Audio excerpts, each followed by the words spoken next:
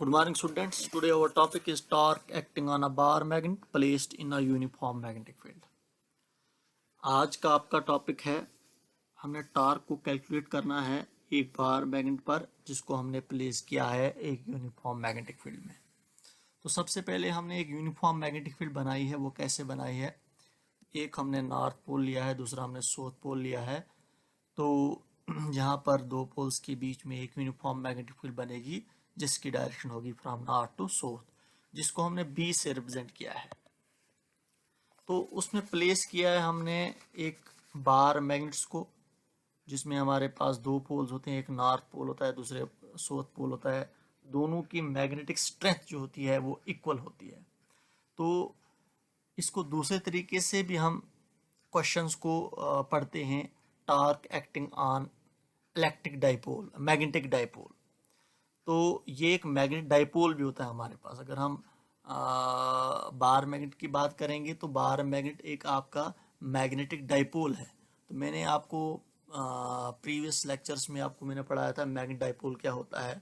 It is consist of two poles, two unlike poles having equal strength. दो unlike poles हैं, एक north pole है, दूसरा south pole है हमारे पास जो है, और दोनों की स्ट्रेंथ क्या होती है वो इक्वल होती है। इनको कहा जाता है मैग्नेटिक डाइपोल कहा जाता है इनको। तो ये मैग्नेटिक डाइपोल जो है इसको प्लेस किया गया है, इस मैग्नेटिक डाइपोल को प्लेस किया गया है एक यूनिफॉर्म मैग्नेटिक फील्ड में। तो बार मैग्नेट जो है मैग्नेटिक डाइपोल की एक टाइप है, हम कहेंगे एक एग्जांपल है हमारे पास, टाइप नहीं कहेंगे, एग्जांपल कहेंगे हम। तो बार मैग्नेट क्या है हमारे पास? एक मैग्नेटिक डाइपोल है। तो देखिए इस मैग्नेटिक डाइपोल को रखा गया है किस में रखा गया है? एक यूनिफॉर्म मैग्नेटिक फील्ड में रखा गया है। तो दोनों पोल्स पर, ये हमारे पास बाहर मैग्नेट है, इसका एक पोल है नॉर्थ और दूसरा पोल साउथ है। तो दोनों पोल्स पर फोर्स लगेगी, वो मैग्नेटिक फोर्स होती है। तो अगर हम यहाँ पर कहेंगे नॉर्थ पोल पर इसको फोर्स लगेगी, तो नॉर्थ पोल पर यहाँ पर फोर्स लगेगी, जो वो फोर्स किसकी होती है? वो एम बी के इक्वल होती है। तो एम क्या होता है यहाँ पर? अगर हम यहाँ पर बात करेंगे एम की, तो एम आपके पास होता है पोल स्ट्रेंथ, एन पोल्स की पोल स्ट्रेंथ, और बी क्या होता है? मैग्नेटिक फील्ड होता है। तो इस एन पोल पर जो फोर्स लगेगी वो कहाँ की तरफ लगेगी? वो टुवर्ड्स साउथ पोल लगेगी। ये हमारे पास साउथ पोल है, तो नॉर्थ और साउथ क्या करते हैं? अट्रैक्ट करते हैं। तो इस पर जो फोर्स लगेगी वो कहाँ की तरफ लगेगी? टुवर्ड्स साउथ की तरफ लगेगी। तो एम क्या होता है? एम जो होता है हमारे पास पोल स्ट्रेंथ होता है हमारे पास। यह आपने पढ़ा है पिछले लेक्चर्स में भी, पोल स्ट्रेंथ होता है हमारे पास। और बी क्या है? बी अभी आपको मैंने बोला, B is magnetic field. B हमारे पास क्या है? एक मैग्नेटिक फील्ड है। तो सिंपल में कहेंगे हम, अब हमारे पास जो फोर्स एक्ट करेगी किस पर? हमारे पास फोर्स ऑन नॉर्थ पोल। तो नॉर्थ पोल पर जो फोर्स एक्ट करेगी वो फोर्स किसके इक्वल होगी? वो फोर्स एम बी के इक्वल होगी। और ये फोर्स कहाँ की तरफ होगी? अलोंग बी होगी। क्योंकि देखिए यहाँ पर अगर हम बात करेंगे, बी मैग्नेटिक फील्ड है, तो वहीं की तरफ मैग्नेटिक फील्ड की डायरेक्शंस भी है जहाँ की तरफ हमारे पास इस नॉर्थ पोल पर फोर्स लगेगी। क्योंकि नॉर्थ पोल पर फोर्स लगेगी साउथ की तरफ, क्योंकि अनलाइक पोल जो साउथ पोल की तरफ, क्योंकि अनलाइक पोल्स क्या करते हैं? अट्रैक्ट करते हैं। इसीलिए इस नॉर्थ पोल जो है, इस नॉर्थ पोल पर जो फोर्स लगेगी वो कहाँ की तरफ लगेगी? साउथ की तरफ लगेगी। इसीलिए हमने कहा है इसकी जो डायरेक्शन होगी हमारे पास, जो फोर्स एक्ट करेगी नॉर्थ पोल पर, उसकी डायरेक्शन होगी towards B, towards magnetic field. तो देखिए ये जो हमारे पास है वैसे ही हम यहाँ पर कंसिडर करेंगे, वैसे हम यहाँ पर ले लेंगे जो हमें किस पर फोर्स एक्ट करेगी? साउथ पोल पर। यहाँ पर नीचे वाला हमारे पास जो है साउथ पोल है, तो वैसे ही हमारे पास साउथ पोल पर भी जो फोर्स एक्ट करेगी वो भी हमारे पास एम बी के ही इक्वल होगी।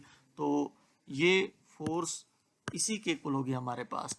तो फोर्स ऑन साउथ पोल, तो साउथ पोल पर भी फोर्स उतनी ही लगेगी, एम बी के इक्वल ही होगी, लेकिन अपोजिट टू डायरेक्शन जो होगी वो अपोजिट में होगी, opposite to B, magnetic field के अपोजिट में डायरेक्शन होगी। क्योंकि ये साउथ पोल है, बाहर मैग्नेट्स का नीचे वाला पोल है साउथ पोल, तो साउथ नॉर्थ की तरफ अट्रैक्ट करता है, तो इस पर जो फोर्स लगेगी वो नॉर्थ की तरफ फोर्स लगेगी। इसी वजह से ये मूव करेगा कहाँ की तरफ? नॉर्थ की तरफ मूव करेगा।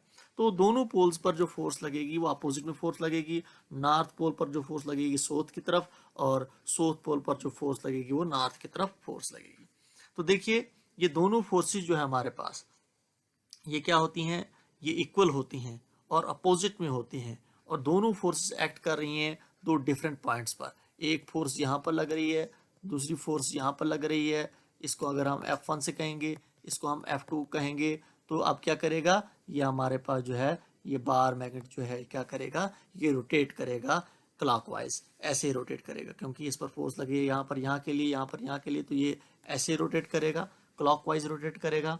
तो इसका मतलब जब ये रोटेट कर रहा है, क्लॉकवाइज रोटेट कर रहा है, इसका मतलब इस पर टॉर्क एक्ट कर रहा है।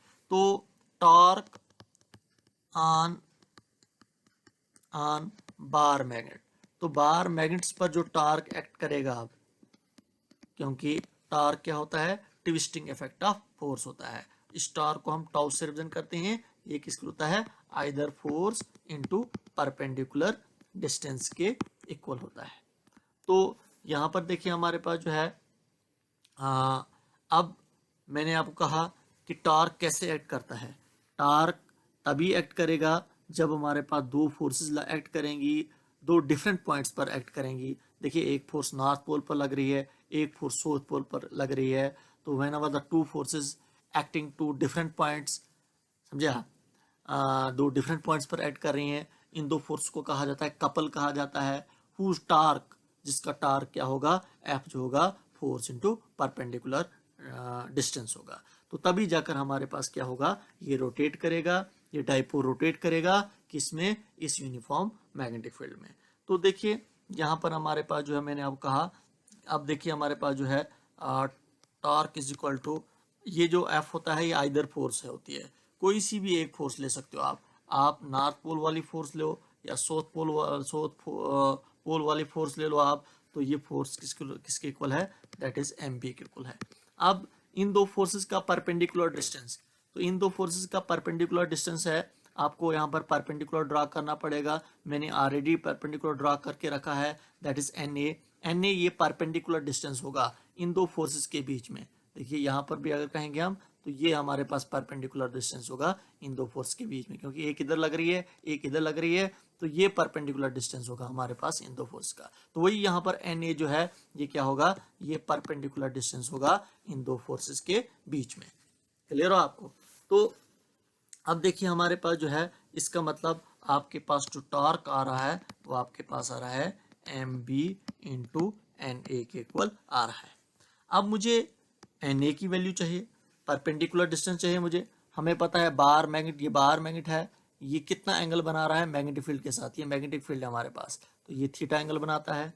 तो यहाँ से कौन सा ट्रिग्नोमेट्रिक रेशियो जो है, जो हमारे पास sine theta cos theta tan theta है, वो इनमें से कौन सा यूज़ करूँगा जहाँ से मुझे एन ए की वैल्यू मिलेगी। तो वो हम इसमें यही ट्राइंगल पकड़ेंगे हम, जिसका नाम भी यही रखूँगा मैं, N A S, in right angle triangle. कौन सी ले रहा हूँ मैं, एन ए एस ले लूँगा मैं। तो इसमें मैं साइन थीटा को यूज़ करूँगा मैं, तो साइन थीटा को यूज़ करूँगा मैं। तो साइन थीटा को यूज़ करके मैं क्या कर सकता हूँ, मैं परपेंडिकुलर डिस्टेंस निकाल सकता हूँ मैं। अब देखिए साइन थीटा जो होता है वो परपेंडिकुलर अपान बेस के इक्वल होता है। तो इस ट्राइंगल में देखोगे आप, एन ए एस में देखोगे आप, तो इसमें परपेंडिकुलर एन ए है और बेस इसमें क्या है हमारे पास है, एन एस है। तो आपको पता है जो हमारे पास डाइपोल होता है, इसकी लेंथ जो होती है वो 2L होती है, समझे आप, क्योंकि मैग्नेट डाइपोल है, इट्स लेंथ, इसकी लेंथ जो होती है वो कितनी होती है, वो 2L होती है।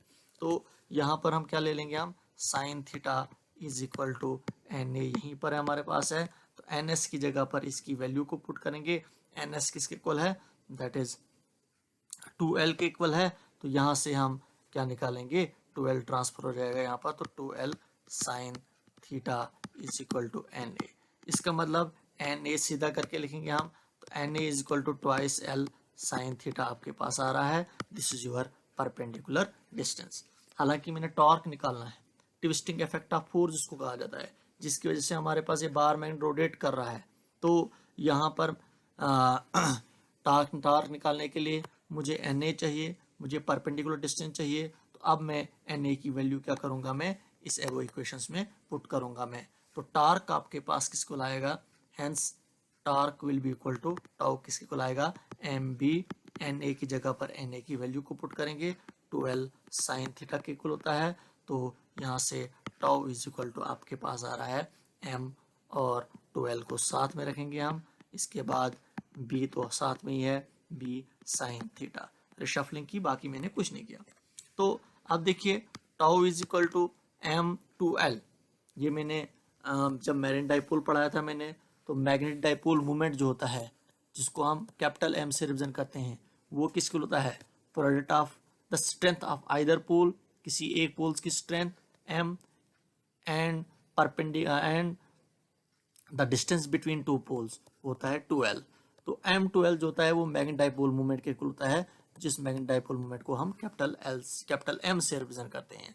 तो m2l जो होगा वो कैपिटल M के इक्वल होगा, और ये आगे b है आपके पास, और साइन थीटा। इसमें रीजन दे सकते हो आप, बिकॉज m क्या है आपके पास, m is magnetic dipole movement, magnetic dipole movement. ये m जो होता है मैग्नेटिक डाइपोल मूवमेंट होता है, ये किसको होता है, ये स्मॉल m2l के इक्वल होता है। तो इसीलिए I write in place of this m2l, इसकी जगह पर लिखा मैंने कैपिटल कैपिटल M लिखा मैंने। तो ये क्या होता है, ये कैपिटल M जो होता है हमारे पास, ये होता है हमारे पास मैग्नेटिक डाइपोल मूवमेंट। तो ये किस होता है, that is equal to the product of the strength of either pole, किसी एक पोल की strength into the distance between two poles, दो पोल्स के बीच में डिस्टेंस। तो ये हमने निकाला टार्क जो एक्ट करता है हमारे पास किस पर, एक बार मैग्नेट्स पर, जो हम एक यूनिफॉर्म मैग्नेटिक फील्ड में रखते हैं। इसी को अगर इन वेक्टर फॉर्म में लिखेंगे हम, वेक्टर फॉर्म में अगर इसी को लिखेंगे हम, तो टॉर्क आपके पास किसको बुलाएगा, m क्रॉस b के को बुलाएगा। तो आपको पता है cross product of two vectors, one is m and other is b। तो cross product of two vector क्या होता है, a क्रॉस b किसको होता है, a क्रॉस b जो होता है वो ए बी साइन थीटा के इक्वल होता है। तो यहाँ पर a आपका m है, b आपका b है, यहाँ पर b मैग्नेटिक फील्ड है, तो a क्रॉस b जो होता है वो ए बी साइन थीटा के इक्वल होता है। इसीलिए यहाँ पर आपके पास ऊपर जो है वो ए बी साइन थीटा है। तो ये आपका टार्क जो आया वो वेक्टर फॉर्म में आया, और ऊपर आपके पास टार्क जो है वो हमारे पास स्केलर फॉर्म में है। तो ये आपका टॉपिक था, that was your torque acting on a bar magnet which is placed in a uniform magnetic field. तो जब भी हम एक बार मैग्नेट को प्लेस करते हैं यूनिफॉर्म मैग्नेटिक फील्ड में, तो हमारा बार मैग्नेट क्या करता है, वो रोटेट करता है, रोटेट करेगा। वो किसकी वजह से रोटेट करेगा, टार्क की वजह से रोटेट करेगा। टार्क क्या होता है, टार्क एक ट्विस्टिंग और टर्निंग इफेक्ट ऑफ फोर्स होता है। क्लियर हो आपको। तो ये आज आपका टॉपिक था, that was your torque acting on bar magnet placed in a uniform magnetic field.